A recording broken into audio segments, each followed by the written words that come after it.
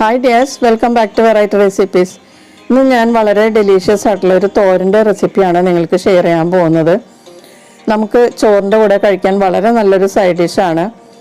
രാവിലെ നമ്മൾ ബ്രേക്ക്ഫാസ്റ്റിന് കടലക്കറി ഉണ്ടാക്കുമ്പോൾ അതിൽ നിന്ന് നമുക്ക് നല്ലൊരു കടല തോരനും കൂടി ഉണ്ടാക്കാം.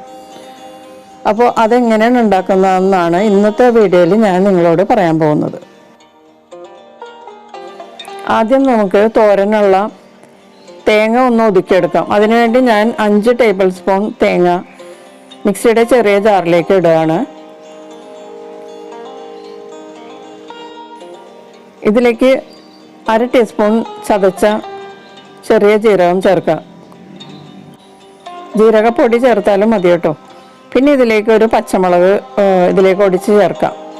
ഒരു പച്ചമുളകാണ് ഞാൻ എടുത്തിരിക്കുന്നത്, കുറച്ച് വലിയ പച്ചമുളകാണ്. പിന്നെ ഇതിലേക്ക് നല്ല ഫ്രഷ് വേപ്പില, ഒരു 8-10 ഇതുള്ള വേപ്പില ചേർക്കുക. പിന്നെ ടേസ്റ്റിനുള്ള ഉപ്പ് ചേർക്കുക. അതിനുശേഷം 2 ടേബിൾ സ്പൂൺ വെള്ളവും കൂടി ഇതിലേക്ക് ചേർക്കുക. അതിനുശേഷം നമുക്ക് ഇതൊന്ന് 2 പ്രാവശ്യം ഒന്ന് കറക്കിയെടുക്കാം. മിക്സിയിൽ 2 പ്രാവശ്യം ഒന്ന് കറക്കിയാൽ മാത്രം മതി, അരഞ്ഞു പോകരുത്.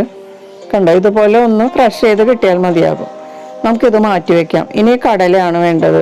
ഞാനിവിടെ 1 കപ്പ് കുതിർത്തിയ കടലയാണ് എടുത്തിരിക്കുന്നത്. അത് നമ്മൾക്ക് മിക്സിയുടെ ജാറിലേക്ക് ഇട്ടിട്ട് ഒന്ന് ക്രഷ് ചെയ്തെടുക്കാം. ഇതുപോലെ ഒന്ന് ക്രഷ് ചെയ്തെടുത്തിട്ട് മാറ്റി വയ്ക്കാം. ചൂടായ പാനിലേക്ക് 2 ടേബിൾ സ്പൂൺ വെളിച്ചെണ്ണ ചേർത്ത് ചൂടായി കഴിയുമ്പോഴേക്കും അതിലേക്ക് 8-10 ഉലുവ ചേർക്കുക. 1/2 ടീസ്പൂൺ ചെറിയ ജീരകം ചേർക്കുക. 1 ടീസ്പൂൺ കടുകും കൂടി ചേർത്തിട്ട് എല്ലാം കൂടി നന്നായി പൊട്ടി കഴിയുമ്പോഴേക്കും ഇതിലേക്ക് 2 വറ്റൽമുളകും പിന്നെ കുറച്ച് കറിവേപ്പിലയും കൂടി ചേർത്ത് ഒന്ന് മൂപ്പിച്ചെടുക്കുക. അതിനുശേഷം ഇതിലേക്ക് 1 ടേബിൾ സ്പൂൺ പൊടിയായി അരിഞ്ഞ വെളുത്തുള്ളിയും 1/2 ടീസ്പൂൺ ഇഞ്ചിയും പൊടിയായി അരിഞ്ഞത് ചേർക്കുക. പിന്നെ എരിവിനുള്ള പച്ചമുളക് വട്ടത്തിൽ അരിഞ്ഞ് ചേർക്കുക.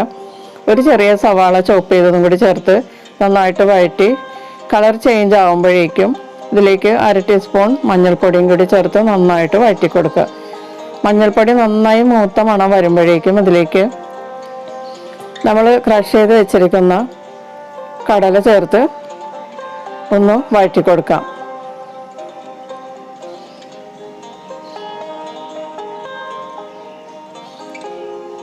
മസാലയുമായിട്ട് നന്നായിട്ട് മിക്സ് ചെയ്യുക. നമ്മൾ നേരത്തെ മൂപ്പിച്ച മസാലയുമായിട്ട് നന്നായിട്ട് മൂപ്പിച്ചതിന് ശേഷം ഇതിലേക്ക് നമ്മൾ ടേസ്റ്റിനുള്ള ഉപ്പ് ചേർക്കുക. ഉപ്പ് ചേർത്ത് നന്നായി മിക്സ് ചെയ്തതിന് ശേഷം കടല കുതിർത്തിയ വെള്ളം 1/2 കപ്പ് ഇതിലേക്ക് ചേർക്കുക. കുതിർത്തിയ വെള്ളം ഇല്ലെങ്കിൽ സാധാരണ വെള്ളം ചേർത്താലും മതിയാകും. നമ്മൾ കറിക്ക് നമ്മൾ രാവിലെ കടല കുതിർത്തിയതുണ്ടെങ്കിൽ അതിൽ നിന്ന് കുറച്ച് കടലയും കുറച്ച് കുതിർത്തിയ വെള്ളവും എടുത്ത് മാറ്റിയിട്ട് ഇതുപോലെ നമുക്ക് കടലത്തോരൻ ഉണ്ടാക്കാം. എന്നിട്ട് മൂടി വെച്ച് 5 മിനിറ്റ് ലോ ഫ്ലെയിമിൽ കുക്ക് ചെയ്തതിന് ശേഷം തുറന്ന് വീണ്ടും നന്നായിട്ട് ഇളക്കി കൊടുക്കുക. ഇത് പെട്ടെന്ന് വേകും. ഈ കടല അധികം വേവൊന്നുമില്ല. അപ്പോൾ 5 മിനിറ്റിന് ശേഷം നന്നായി മിക്സ് ചെയ്തതിന് ശേഷം ഇതിലേക്ക് നമ്മൾ ഒതുക്കി വെച്ചിരിക്കുന്ന തേങ്ങ അരപ്പ് ചേർത്ത് കൊടുക്കാം. എന്നിട്ട് നന്നായിട്ട് മിക്സ് ചെയ്ത് കൊടുക്കുക. തേങ്ങ അരപ്പും കടലയും നല്ലതുപോലെ മിക്സ് ആയതിന് ശേഷം മൂടി വെച്ച് 2 മിനിറ്റ് ലോ ഫ്ലെയിമിൽ കുക്ക് ചെയ്യാം. 2 മിനിറ്റിന് ശേഷം തുറന്ന് ഒന്നുകൂടി നല്ലതുപോലെ മിക്സ് ചെയ്തതിന് ശേഷം നമുക്കിത് സെർവ് ചെയ്യാവുന്നതാണ്.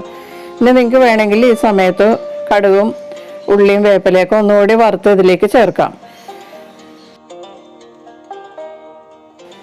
അപ്പോൾ വളരെ സ്വാദിഷ്ടമായിട്ടുള്ള കടലത്തോരൻ റെഡി ആയിട്ടുണ്ട്. ചോറിൻ്റെ കൂടെ കഴിക്കാൻ നല്ലൊരു കോമ്പിനേഷനാണ്. അപ്പോൾ നമുക്ക് രാവിലെ കടലക്കറി ഉണ്ടാക്കുമ്പോഴേക്കും അത് ഉച്ചയ്ക്കത്തേക്ക് വേണ്ടി നമുക്ക് ഇതുപോലെ ഒരു തോരനും ഉണ്ടാക്കിയെടുക്കാം. വളരെ സ്വാദിഷ്ടമായിട്ടുള്ള ഒരു തോരനാണിത്. അപ്പോൾ എല്ലാവരും ഇത് ഒന്ന് ട്രൈ ചെയ്ത് നോക്കുക. നമുക്ക് വീണ്ടും അടുത്ത റെസിപ്പിയിൽ കാണാം. Thank you.